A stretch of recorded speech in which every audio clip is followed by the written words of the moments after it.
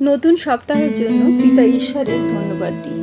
পবিত্র বাইবেল 2 করন্থীয় 5:21 সাধু পল বলেন, যিনি পাপ জানেন নাই তাহাকে তিনি আমাদের পক্ষে পাপ স্বরূপ করিলেন, যেন আমরা তাহাতে ঈশ্বরের ধার্মিকতা স্বরূপ হই।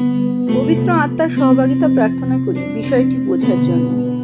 আমরা যখন প্রভু যিশুকে জানতাম না যে তিনি কেন এই পৃথিবীতে এসেছিলেন, জানতাম না তিনি আমাদের রক্ষার পথ, পিতা ঈশ্বরের সন্তান হয়ে ওঠার পথ, জানতাম না যে প্রভু যিশুকে বিশ্বাস করেই আমরা আমাদের সকল পাপ থেকে মুক্ত হতে পারি এবং প্রভু যিশুতে থাকলে আমরা পিতা ঈশ্বরের ধার্মিকতা লাভ করি এবং ধার্মিক হয়ে উঠতে পারি। তখন আমরা বিশ্বাস করতাম আমাদের কাজের মাধ্যমেই হয়তো আমরা ধার্মিক হয়ে উঠি, এবং খ্রিস্টকে বিশ্বাস করার পরও সেই টেন্ডেন্সি কিন্তু আমাদের জীবন থেকে যায় না। স্বাভাবিকভাবেই প্রভু যিশুকে যখন আমরা বিশ্বাস করি, পবিত্র আত্মার অনুপ্রেরণায় যখন তার বাধ্য হই, আমরা দেখি আমাদের জীবনে যে ভালো কাজগুলো আমরা করতে থাকি তার সংখ্যা ধীরে ধীরে বৃদ্ধি পেতে পারে। কিন্তু আমাদের এই দেহ, যে পার্থিব দেহ আমরা আদমের থেকে লাভ করি, তা অনেক সময় আমাদের আবার সেই একই পথে নিয়ে আসে। একই কথা ভাবতে শুরু করে, হয়তো আমি ভালো, হয়তো আমি ধার্মিক। আর তখনই আমাদের জীবনে প্রবেশ করে প্রাইড বা অহংকার, আবার আমরা পাপে পতিত হই। এই চক্র ততদিন চলতে থাকে যতক্ষণ না আমরা সম্পূর্ণরূপে নিজেদের প্রভু যিশুর কাছে সমর্পণ করি। হতে পারে মৃত্যুর আগে পর্যন্ত আমরা আবার সেই একটা না একটা ভুল কাজ, পাপ কাজ, ভুল কথা আমরা বলে ফেলি। এবং যখন আমরা এই আদমের শরীর ছাড়ি, আমাদের পাপ, যে শরীরের যে ইচ্ছা পাপের, তাও চলে যায়। আমাদের শয়তানের যে প্রলোভন, তা থেকেও আমরা মুক্ত হয়ে প্রভু যিশুর হয়ে উঠি। পবিত্র আত্মার সহভাগিতায় প্রভু যিশুর রাজ্যের বাসিন্দা হয়ে উঠি। রাজা সলোমন উপদেশকে বলে, এমন ধার্মিক লোক পৃথিবীতে নাই যে সৎকর্ম করে, পাপ করে না।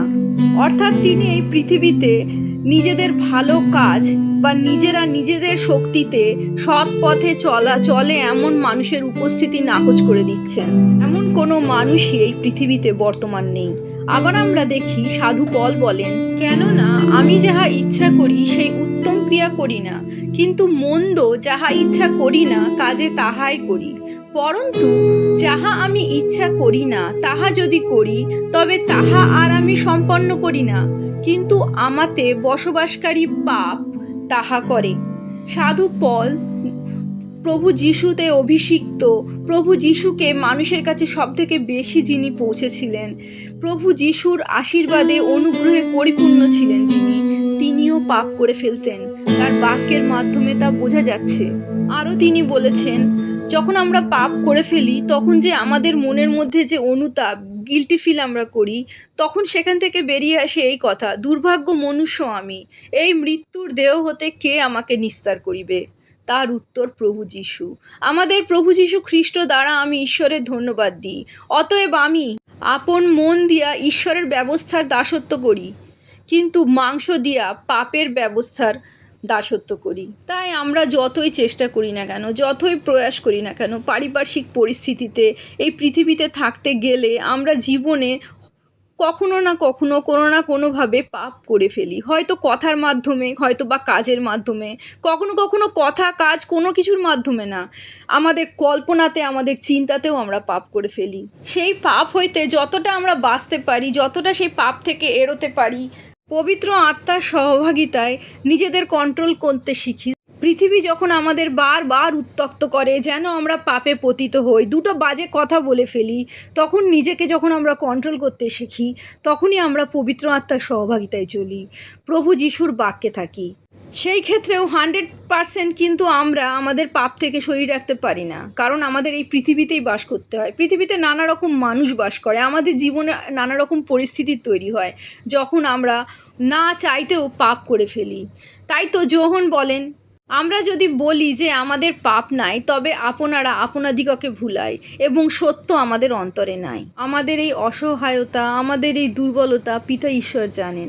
প্রভু যিশু এই পৃথিবীতে হেঁটেছেন মানুষের মধ্যে সম্পূর্ণ মনুষ্যপুত্র হয়ে। তিনি দেখেছেন মানুষের সীমাবদ্ধতা, তিনি দেখেছেন এই পৃথিবীর মানুষের হাঁটতে গিয়ে, মানুষের বেঁচে থাকতে কত দুর্বল মুহূর্তের মধ্যে মানুষকে পড়তে হয়, যখন সে বাধ্য হয়ে পাপ করে ফেলে, বরং বলা যায় পাপে পতিত হয়।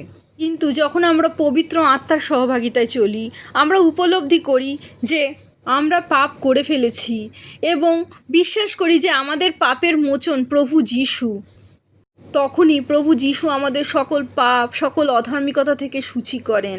তাকে বিশ্বাস যখনই করি যে তিনি ছাড়া আমরা অসহায়, আমাদের পাপের কোনো মুক্তি নেই, তিনি আমাদের পবিত্র করেন, পবিত্র রক্তে আমাদের ধার্মিক করে তোলেন।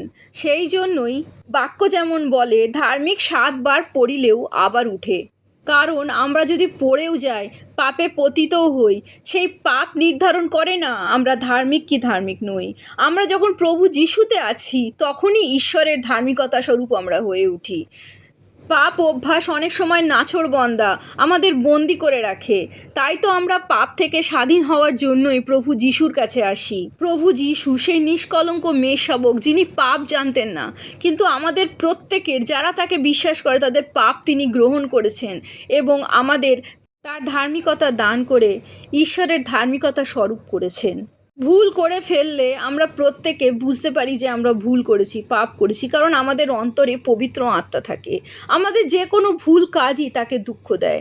কিন্তু আমরা যখনই প্রভু যীশুর কাছে আমাদের অসহায়তা নিয়ে আসি, যেমন দাউদ এসেছিলেন, তিনি আমাদের শান্তি দেন।